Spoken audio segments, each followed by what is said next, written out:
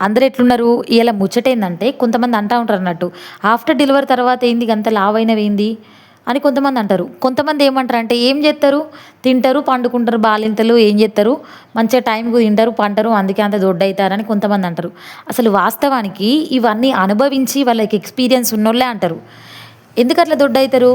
పిల్లలు టైంకు తిననివ్వకపోవడం వల్ల, అంటే వాళ్ళతోటి టైము స్పెండ్ జేయడం వల్ల మన మీద మనము కేర్ తీసుకుండనేది మర్చిపోతాం.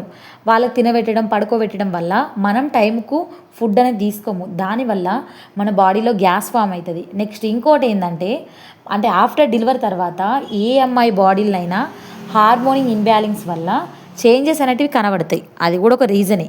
ఇంకోటేందంటే పొద్దంతా నైట్ అంతా వాళ్ళతోటి స్పెండ్ చేయడం వల్ల మనకు నిద్ర అనేది కూడా కరెక్ట్‌గా ఉండది. దానివల్ల మన ఫేస్ మీద డార్క్ సర్కిల్స్ కూడా ఏర్పడతాయి. మన ఫేస్ అనేది మొత్తం చేంజ్ అయిపోతది.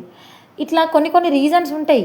అంటే వట్టిగానే తిని పండుకుంటేనే లావైతారనేది ఏం లేదు. టైంకు ఫుడ్ తీసుకోకపోతే కూడా లావైతారు. ఇవన్నీ ఎక్స్‌పీరియన్స్ ఉండి అనుభవించినోళ్ళే అంటారు. అంతేనా కాదా? మీకెప్పుడన్నా జరిగిందా? ఇసొంటి మాటలు అన్నారా?